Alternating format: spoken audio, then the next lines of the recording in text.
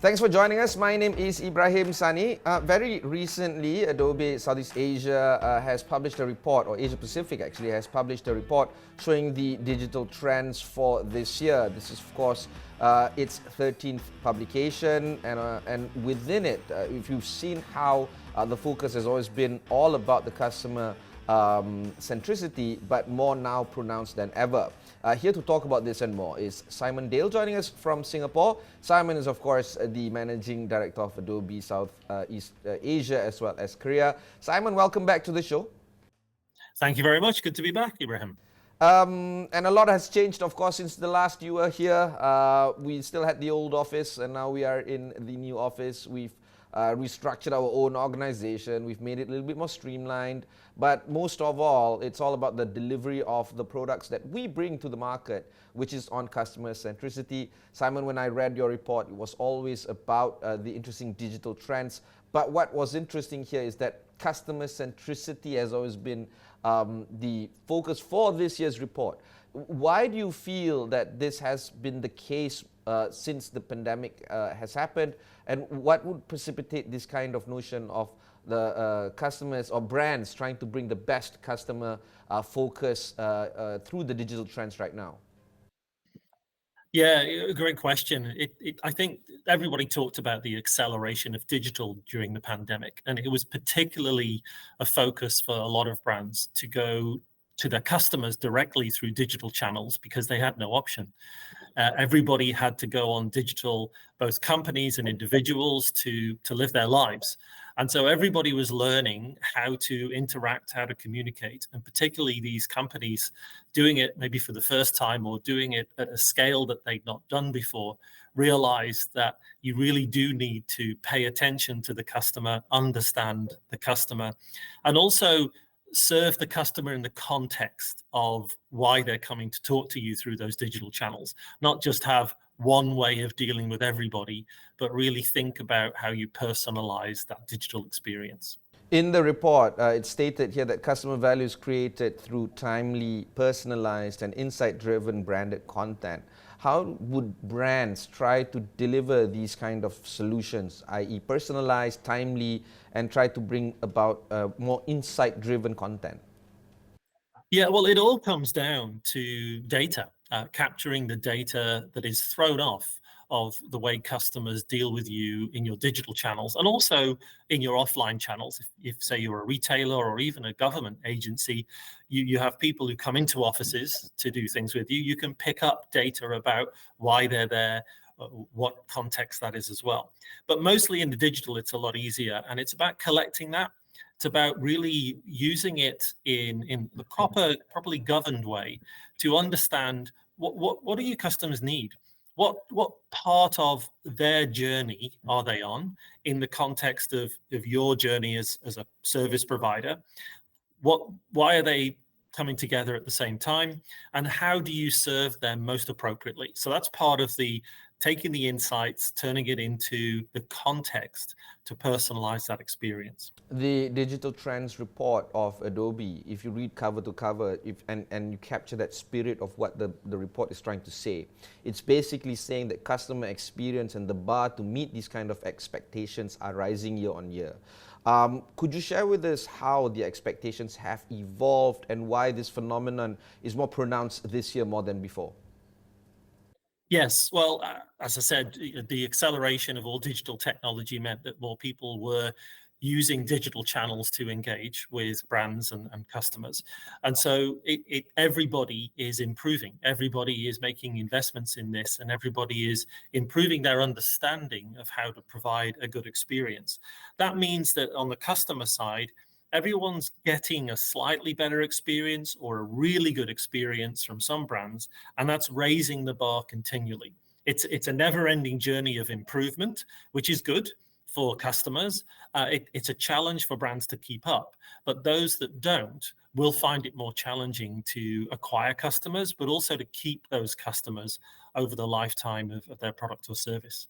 You know, this year has also seen an extreme rise or an extreme adoption of automation, anywhere from computer-generated photos to videos to query prompt AI solutions like ChatGPT.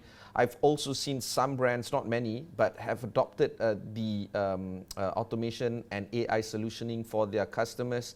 And I'm pretty sure that brands are going to apply more AI solutions to their services. How do you position Adobe through these kind of automation? Do you feel that Adobe still has a role to play for your own clients in terms of providing these brands the solutions for their own customers? Oh, absolutely. We have two different dimensions when it comes to generative AI and AI in general. For quite a number of years, we've had Adobe Sensei, which has been our brand name for all of our AI that we've been researching, developing, and actually including in our products. So if you use some of our customers' websites today, when you go onto the pages, some of the personalization is automated through our AI. It's called A/B testing in marketing speak, but this is now automated using some of our AI that we've built for quite a number of years, and several brands around Asia use that already. Just recently, though, last month, we announced our own generative AI called Adobe Firefly, and also Sensei Gen AI, because Firefly is all about the creative, generative art, generative side of that creative part of our business. The Sensei Gen AI is about doing more around helping marketers to generate not just nice images, but the right words to go with those images that come up in these digital customer experiences. So we're really advanced in our ability to work with our brands on bringing this capability to market. So, of course, bringing the right solutions for your own customers would be critical, but workflow improvements on the back end for your own clients are extremely crucial as well. If we've learned anything from the pandemic, it's about trying to find workflow efficiency. Do you feel that through these solutions that you're bringing to the market right now, it's actually going to improve on the workflow improvements for your own clients? Yes, actually, one of the biggest barriers to delivering a great customer experience through our research was that employees were saying that their legacy workflows were getting in the way, that they weren't keeping up with this demand of scaling content required for digital. So we've invested a lot over the years in content management as a subject, because we have all of our creative tools and professionals producing content, and we need to be able to manage all those assets and help brands to deliver the right asset to the right experience at the right time. So our content management and digital asset management capabilities have been built for that problem for a long time, and we've continually improved them in terms of integrating them with other marketing technologies, such as pushes out to emails or in-app activations to be able to get that right asset and push it into the right channel.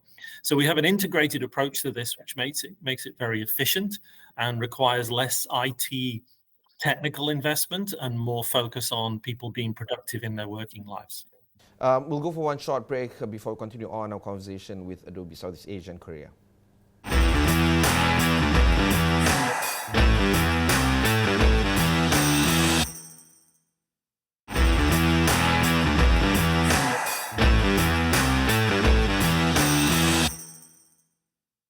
Thanks for staying on with us. I have with me Simon Dale of Adobe joining us from Singapore. Simon, early on, before we went into the break, you were talking about how brands need to harness more understanding and insight from their customer data.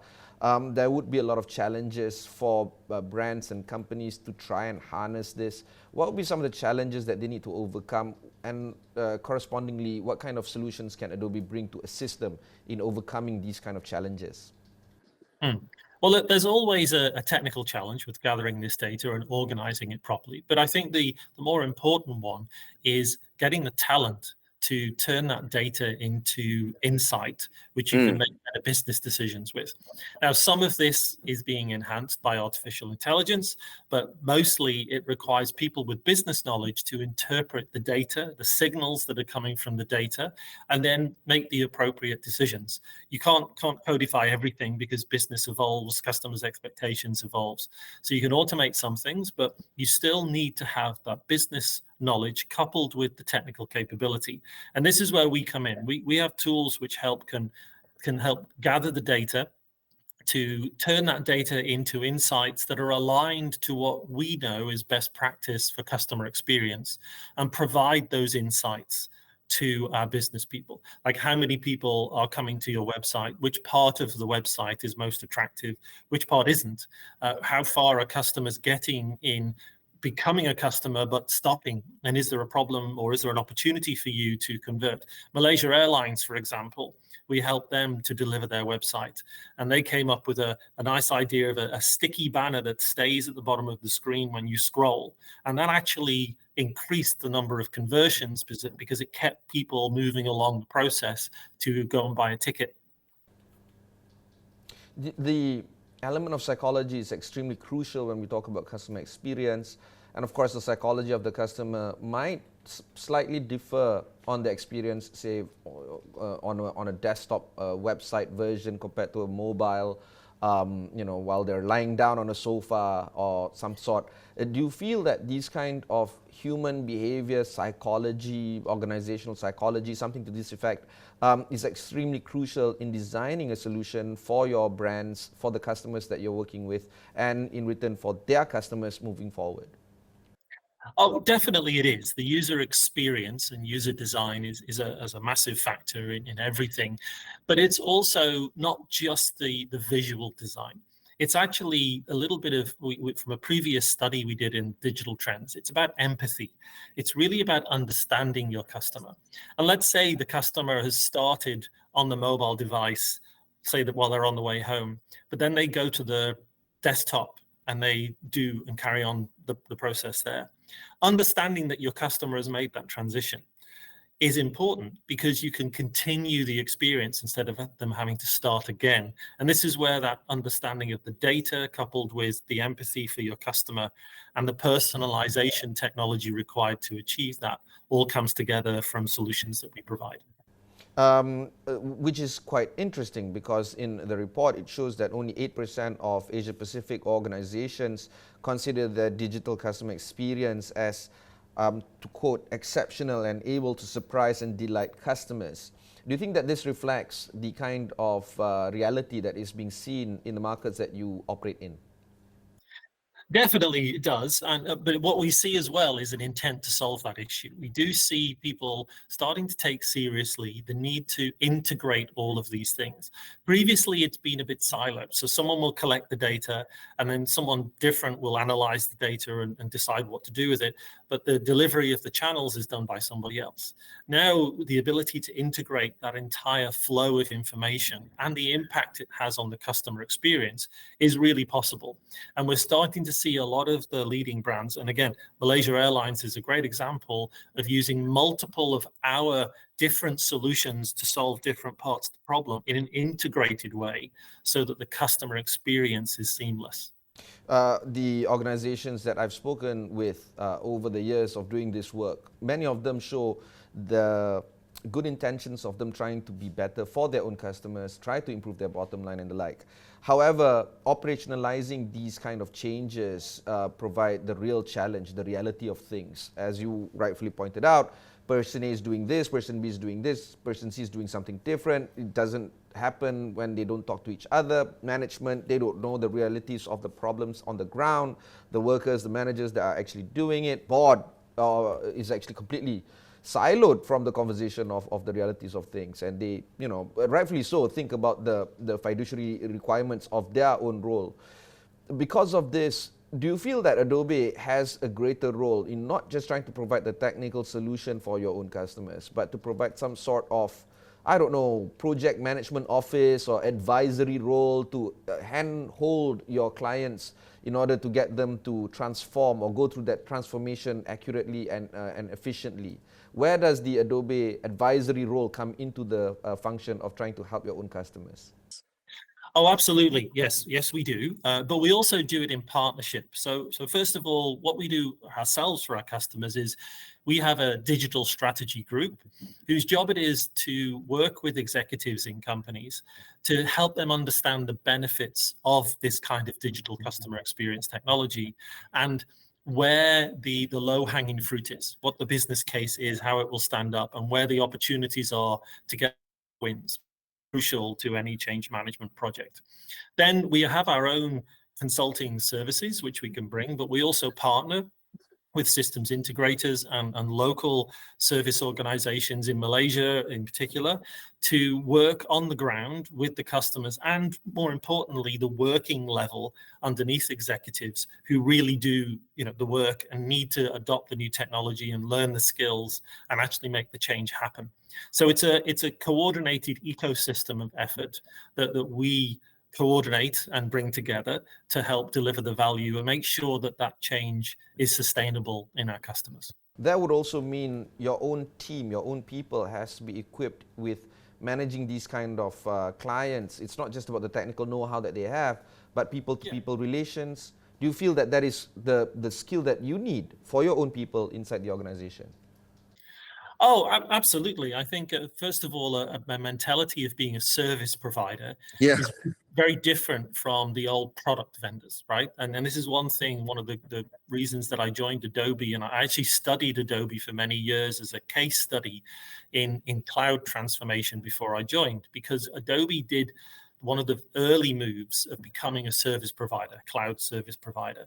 And that means that we've had to build the muscle of service. We've had to build the muscle of being able to deliver value to keep our customers happy so that they keep being customers. Because if our service isn't good, they won't use that service anymore. So it's a logical conclusion that we have to focus on value delivery and supporting our customers to maintain and keep increasing the value they get from our products.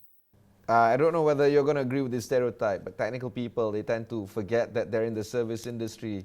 And it's it's quite tricky trying to get them. Like I said, everybody's well-meaning, but trying to get them to meet eye to eye, that's another challenge altogether. Anyway, one item that I want to look at is the data that is within the Adobe Digital Trends 2023 that shows that 41% of marketing practitioners find that delivering timely results to their customers is quite challenging. In fact, if I were to quote, 41% of APAC marketing practitioners are facing a challenge to deliver excellent CX and is lacking of time to be creative. Now that is extremely true, at least in my industry, in my own people. It's very hard to churn out that creative element when deadlines are being hunted down. And do you feel that this kind of creativity with time is a big challenge to balance? Yeah, it is when you're having demands at scale, right? This is when you are successful in digital customer experience. You need more content and you need to create more content. And so it's a never-ending spiral.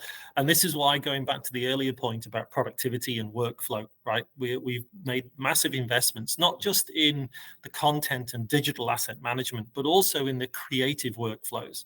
And just in the past couple of years, in our major events, where we have our experience event that just happened last month, and we also have our creative event that happens every November, you're starting to see a lot of overlap in the capability to bring workflow to creatives. And that might be a little bit challenging for some creatives because they don't want structure imposed on them. But their content needs to be delivered efficiently to the point of delivery and consumption.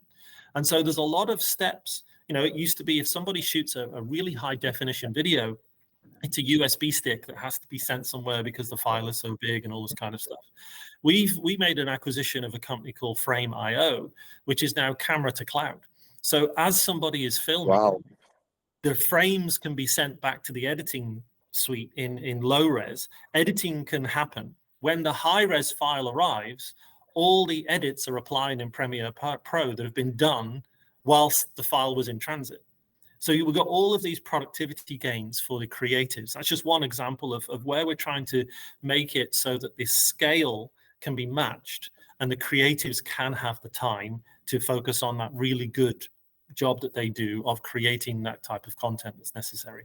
And of course, these kind of solutions are not novel, at least for Adobe. We've seen how these kind of solutions are already in the market. Trying to impress upon your clients to adopt these kind of solutions, is that a challenge for you? It's not everywhere, but it is when somebody is still stuck in their old ways, perhaps, or they haven't yet understood the full benefit or the value of moving. You know what it's like with any change. Sometimes people have to understand why they need to change, and then is it the right time for them? And then is there value in changing? And particularly because we're talking about enterprise businesses where you have competing commitments, then we all have to fight for attention and reach to a point of critical mass where it makes sense to implement a particular change. Thankfully, we have a big enough market across the whole of Asia Pacific and lots of customers at different paths. And as we talked about earlier, some of our digital strategy capabilities and the partners we work with also help our customers to take the plunge and get started on that change. Okay, we'll go for one short break, Simon. When we come back, we'll conclude our conversation for this conversation on digital trends 2023.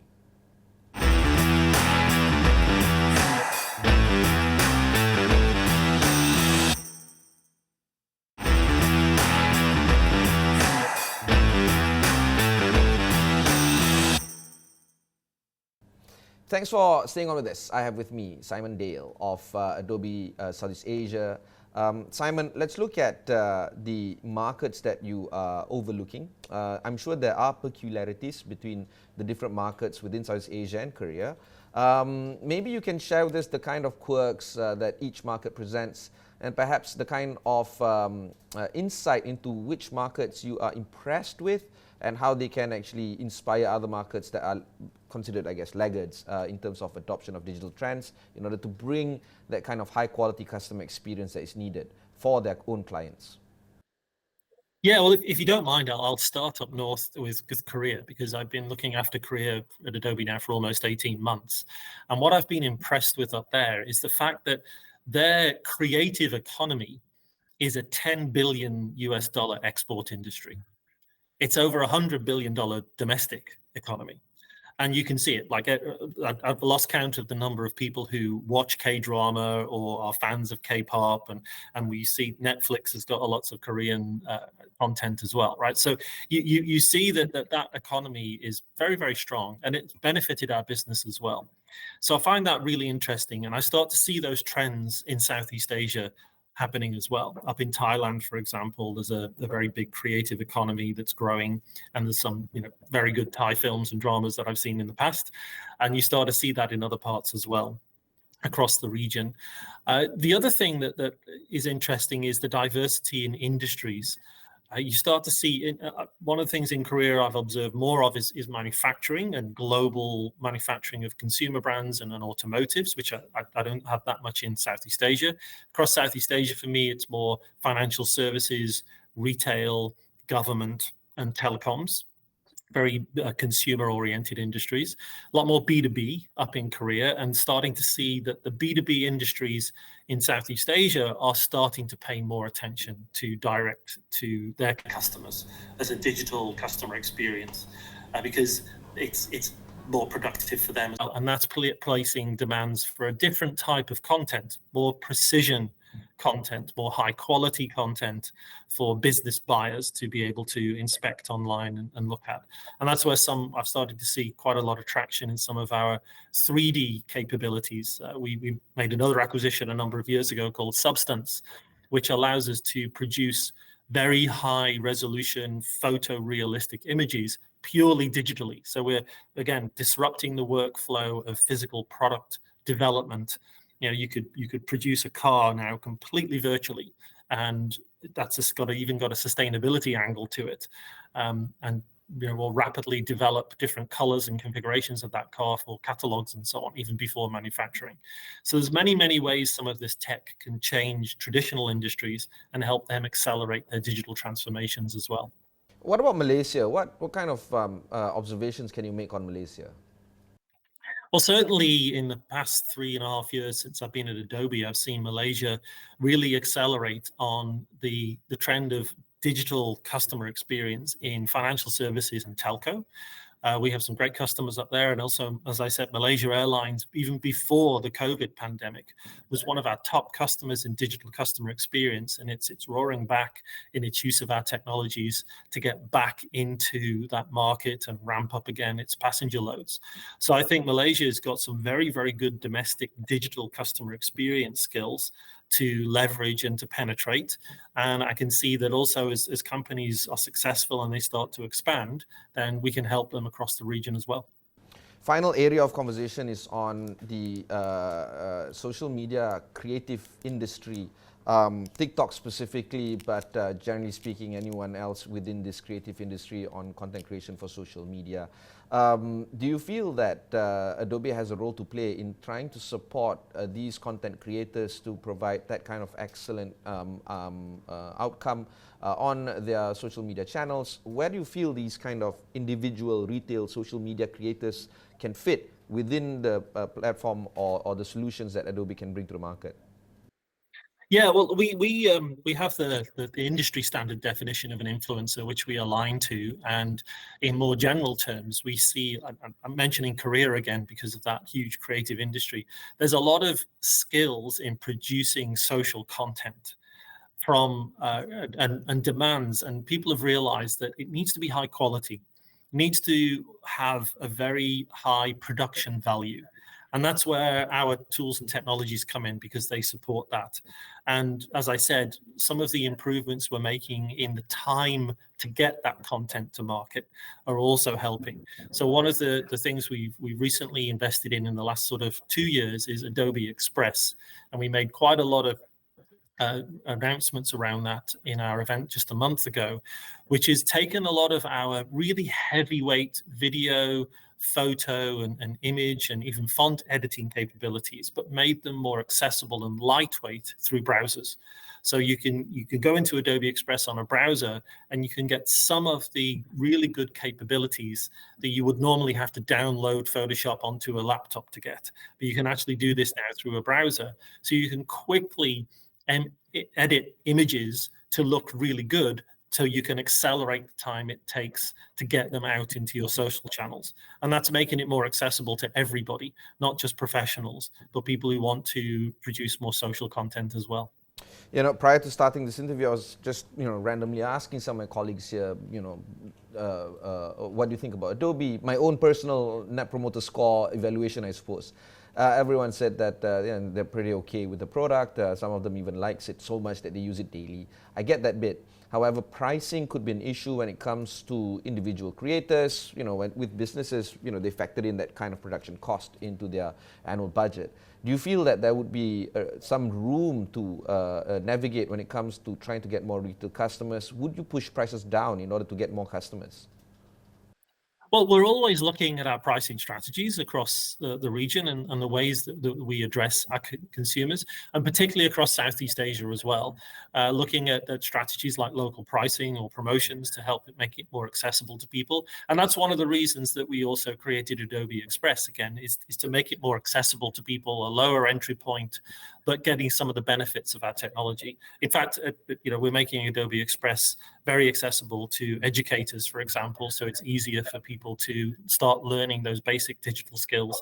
And if they select, go up a level and go into paid aspects. But we also do work a lot with educators, particularly the ministries of education across the region, so that at schools and teachers in particular have curriculums designed to teach people these basic skills of digital editing for content creation and have a pathway into the creator economy as well. Fantastic. Simon, final comments on 2023 Digital Trends, APAC in Focus, Adobe Report? Well, thanks for giving me the opportunity to go into the detail here. It's a very broad, touching report, but I think particularly for Malaysian organizations and individuals, this world of digital content is going to be always relevant and ever increasing in demand. So I'd encourage people to learn the skills. Maybe you don't want a career in it, but you'll certainly be able to apply those skills in most jobs out in the market, and it's an increasing demand for them. Thank you very much. That was Simon Dale, the Managing Director of Adobe Southeast Asia and Korea. Joins us after some years since he last appeared on this show. We need to get you more on the show, Simon. He joins us from Singapore. Of course, if you want to learn more, just head on to astroawani.com. There's a lot of resources like this that can be found there as well. My name is Ibrahim Sani. Catch you in the next one.